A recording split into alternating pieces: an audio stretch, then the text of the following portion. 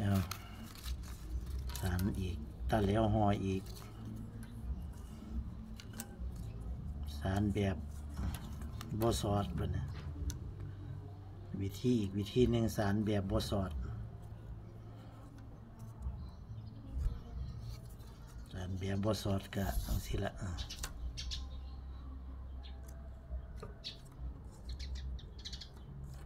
สารแบบบอสอดกะสารไปลด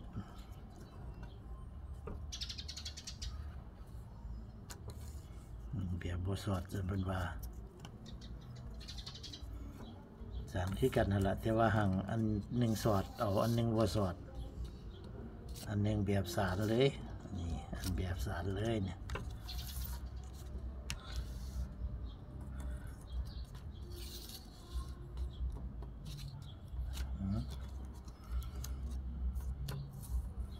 สารเลยเนี่ยมันก็เป็นสีละสารเลย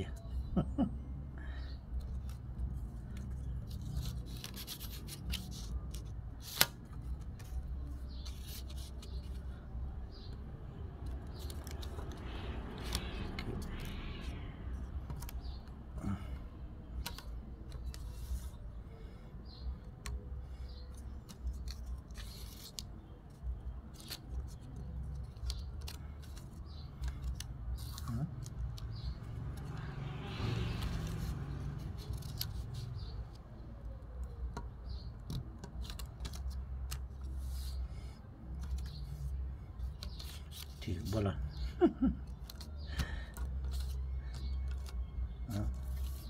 สารไปลองลงถือบ่เดี๋ยวก็สารผิดสารถือหรือว่าพื้นสารนี่ก็ได้ว่าได้ขัด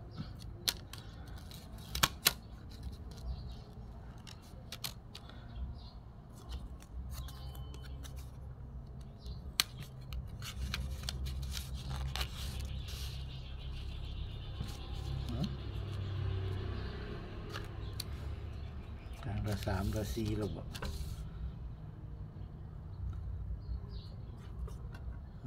พลิกมันแล้ว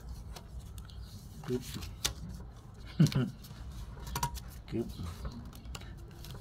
เป็นมั่วๆว่ะนี่มันก็ต้องขัดว่าไว้ที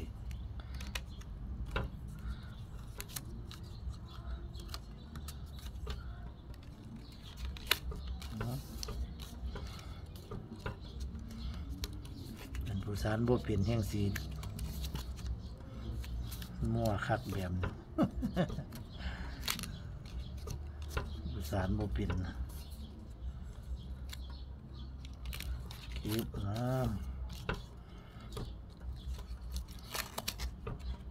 เป็นผู้สารเป็นแท้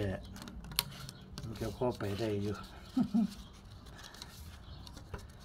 สารในเบิ้งพี่น้องสิจื้อเอาแบบใดก็จื้อสิเอาแบบนี้ก็เอาแบบนั่นก็เอา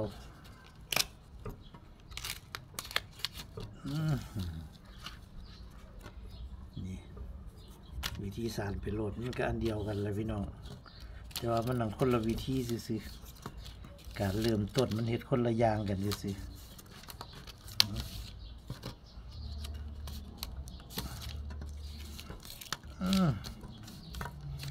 ตอกทรงนะ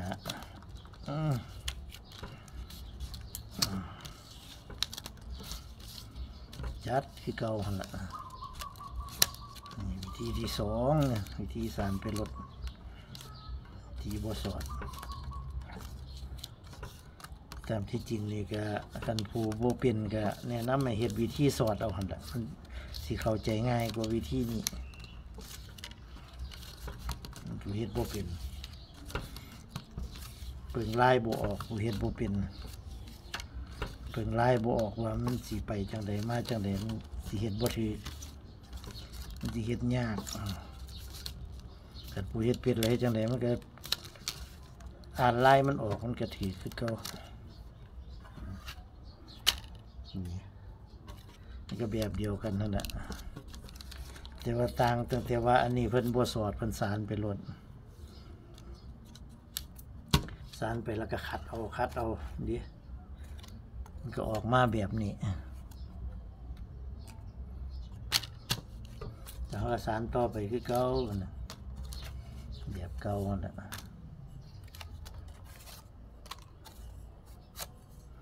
ทุกอย่างอันเดียวกันเบิดเพียงแต่มันเริ่มต้นบ่คือกันเด้อสิเริ่มต้นด้วยการสอดกับการสานไปโลดซื่อๆวิธีสานก็นี่แหละเนี่ยตัวนี้สังเกตเบื้องตัวนี้เนี่ยมันสิเกิดจุดดาวนะจุดดาวจุดที่สองนะนี่มันสิเป็นดาวร่วมกันดาวตัวนี้แล้วก็สิมาเกิดดาวอยู่นี้เก็บ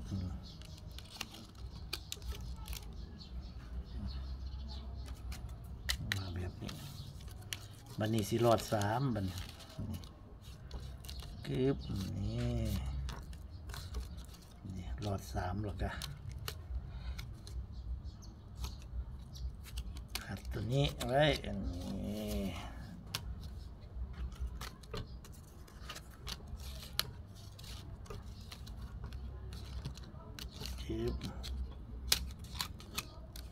ขัดตัวนี้เก้า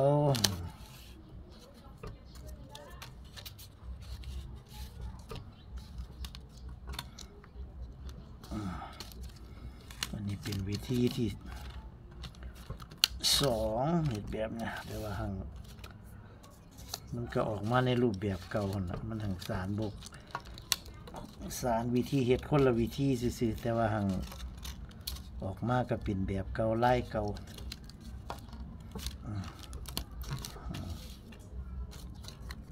สารไปมันควยเบิดสุดาน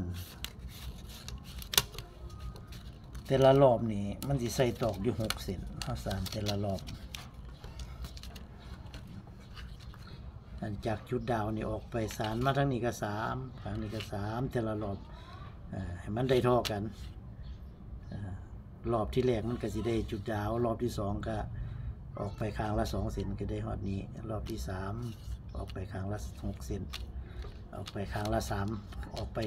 3ข้างนี้3ข้างนี้3ก็เป็น6 เส้น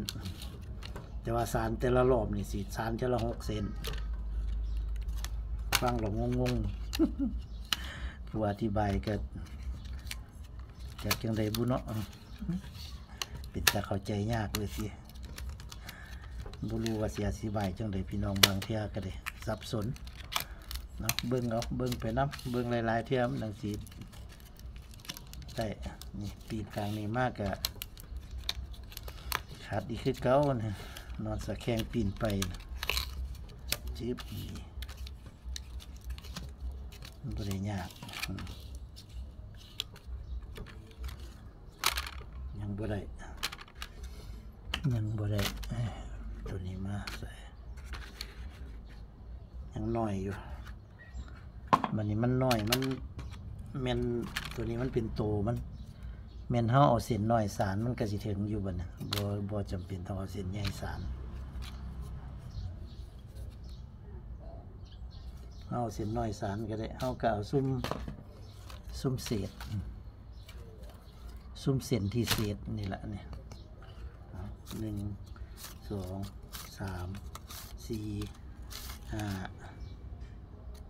6รอบเป็น6 เส้นเอาเส้นใหญ่สารเขาก็จะได้ตัดทิ่มซื่อๆเพราะฉะนั้นเขาก็เอาเส้นน้อยสารก็ได้ดี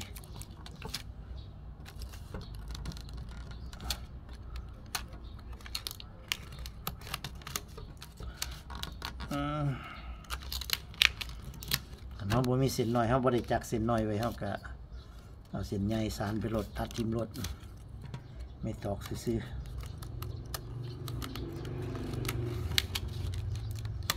บ่ต้องเสียดาย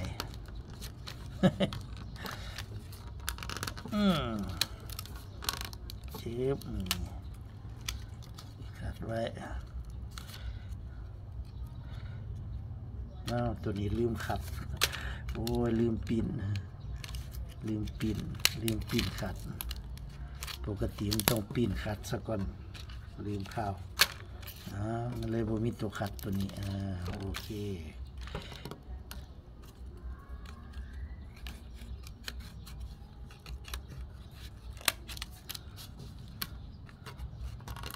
เอาจากตอกที่เขาพาเรามันน้อยมันเศษเขาก็มาจักไว้อย่างสี่ก็ได้อยู่นี่ขันหมองมันเศษมันยังเขาก็มาสารใช้สิแล้ว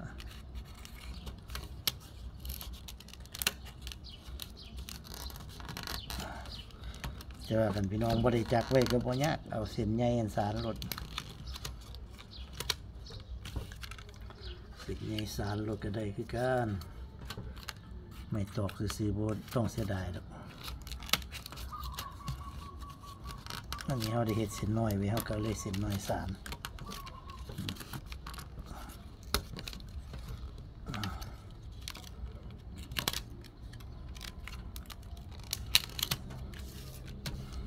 อีก1 เส้น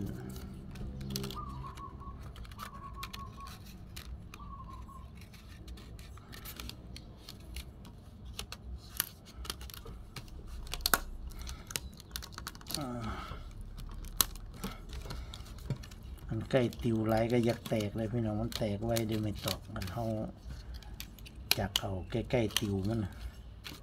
แต่ว่ามันก็มันดีอยู่ทนดีอยู่แต่ว่ามันยังยักแตกมันคือไม่ตอกที่เขาจักเอาทองมันขึ้นเนื้อไม่นี่เนี่ยเอาเส้นน้อยๆสารสิมันก็เหลือเฟือแล้วเนี่ยคนเนี่ยเหลือออกไปทั้งนี้ก็เหลือออกไปพอละซ้ำเนี่ยเอาแค่ตอกเศษใส่ก็ได้ละ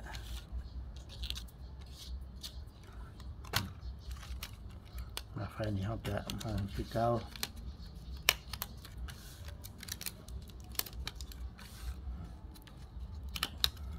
ขาดไว้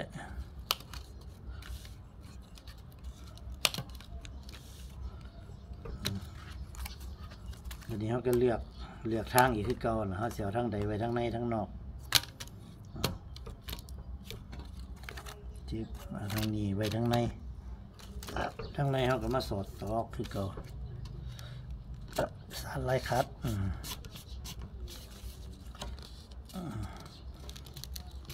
สารไล่คัดกะที่เขาเฮ็ดให้เบิ่งไปรอบนึงแล้วล่ะเขาก็มาทาบนี้มาทาบนี้ไม่ตอกที่มันดำเนี่ยมันเป็นไม้แห้งเลยพี่น้องไม้ที่เขามาไว้ดูดแล้วมันแห้งเขาเสียดายไม้เขาก็เลยมาจักเอา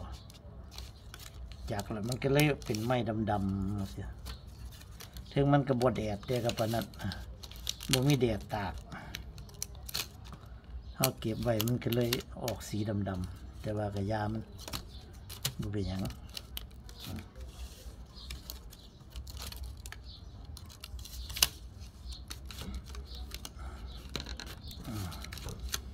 ไล่คัดไม่ได้ยากสารไล่ขัดนะบื้อแต่เดียวสารหลอบไปเลย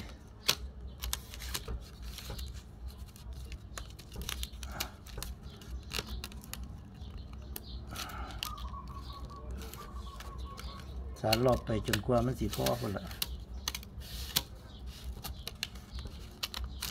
สารไล่ขัดอีกหน่อยก็สารเปลี่ยน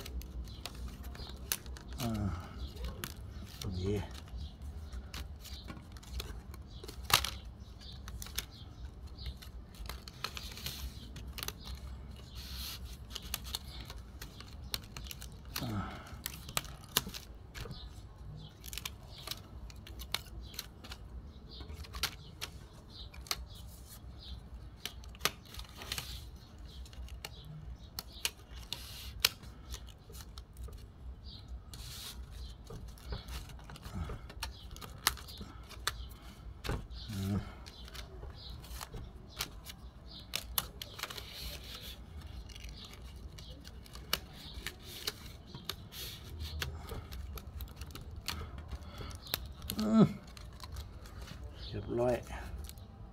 นี่พอแล้วส้มเนี่ยทางนี้เอามาสานเอาตอกเศษมาสานอีกหน่อยนึงก็พอแต่จริงบ่หอดพี่ดอกแต่ว่าทางสานไว้เอากึบนี่ เรียบร้อยลายขัดนะเป็น2 สั้นนี่2 สั้นเอาสำหรับคลิปนี้ก็สารลายตะแหลวห่อนอนสะแข้งปีนไปนี่แหละให้พี่น้องเบิ่งเป็นแบบสารไปเลยคลิปแรกเป็นแบบสารเริ่มต้นสารแบบสอดตอกออมแต่ว่าอันนี้แบบเอาตอกมากสารไปรวดเอาให้เบิ่งทั้ง2แบบมักแบบใดก็หัดเอาเฮียนเอาเด้อพี่น้องเด้อสำหรับคลิปนี้ก็ให้เบิ่งซ้ำนี้คลิปต่อไปก็สิเป็นตอนใดก็ติดตามต่อไปสวัสดีครับ